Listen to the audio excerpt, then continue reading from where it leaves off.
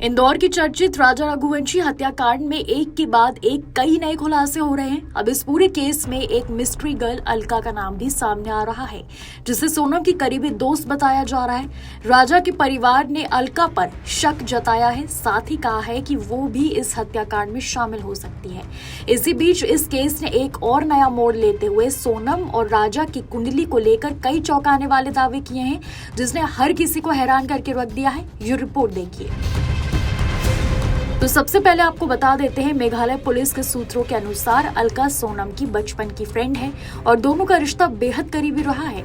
राजा के बड़े भाई विपिन रघुवंशी ने मीडिया से बातचीत में कहा, अलका सोनम की बेहद करीबी दोस्त है। हमें शक है कि वो इस हत्याकांड की साजिश में शामिल हो सकती है। पुलिस को उसकी गहन जांच करनी चाहिए। विपिन ने यह भी बताया कि अलका उनके घर के पास ही रहती थी, लेकिन उसे कभी नजदीक से नहीं देखा गया।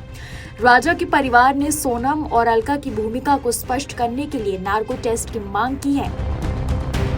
विपिन रघुवंशी ने कहा, सोनम कई बातें छिपा रही है। नार्को टेस्ट से इस हत्याकांड की पूरी सच्चाई सामने आ सकती है।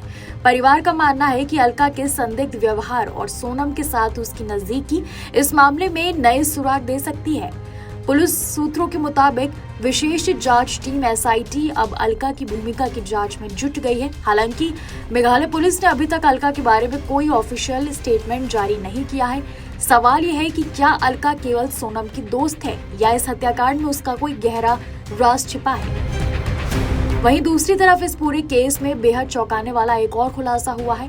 जिस ज्योतिषाचार्य ने पहले सोनम के जिंदा होने की भविष्यवाणी की थी, उन्होंने अब सोनम को लेकर और राजा की कुंडली को लेकर कई चौंकाने वाले दावे किए हैं, जिसने सभी को हैरान कर दिया है।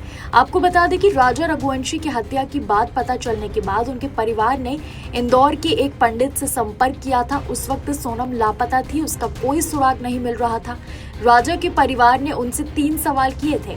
पहला सवाल पंडित से किया कि क्या राजा की बॉडी मिलेगी या नहीं। इस पर पंडित ने बताया कि बॉडी बरामद हो चुकी है। इसके बाद परिवार का दूसरा सवाल था कि क्या बहू सोनम जिंदा है, और तीसरा सवाल था कि इस हत्या में किसका हाथ है। पंडित का दावा है कि उन्होंने कुंडली देखकर साफ कहा था कि सोनम सुरक्षित है और वापस आ जाएगी। साथ ही उन्होंने पहले ही ये भविष्यवाणी कर दी थी कि इस वारदात में किसी महिला का हाथ है। अब जब जांच में सोनम का नाम सामने आ रहा है, तो ऐसे में उनकी कही ये बात सच साबित होती दिख रही है।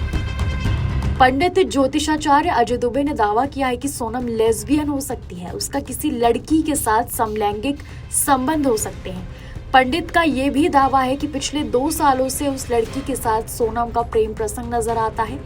पंडित का कहना है कि सोनम की कुंडली में मैंने पहले ही देख लिया था कि वो समलैंगिक है। उसकी कुंडली में 2 महिला का जिक्र था। उस महिला के साथ सोनम के समलैंगिक संबंध हो सकते हैं। राजा के परिवार ने उनसे 3 सवाल किए थे। ज्योतिषी के अनुसार राजा और सोनम दोनों की कुंडली में मंगली दोष था। राजा का मंगल नीच का था, जबकि सोनम का उच्च। इस असमानता के कारण रिश्ते में खतरा पहले से लिखा हुआ था। उन्होंने कहा कि जब ऐसी स्थिति होती है तो दंपति में से एक की मृत्यु किसी घटना या बीमारी से हो सकती है। ज्योतिषाचार्य से ये भी पूछा गया कि क्या शादी के बाद सोनम का मंगल दोष खत्म हो गया था, तो इस पर उन्होंने चौंकाने वाला जवाब दिया है। उन्होंने बताया कि राजा से शादी के बाद भी सोनम का उच्च मंगली दोष खत्म नहीं हुआ है। अगर वो किसी दूसरे व्यक्ति से विवाह करती है तो वो भी संकट में आ सकता है। फिलहाल इस केस की गुत्थी पूरी तरीके से सुलझ नहीं पाई है। अभी तक पुलिस लगातार जांच में जुटी हुई है, पूछताछ भी चल रही है।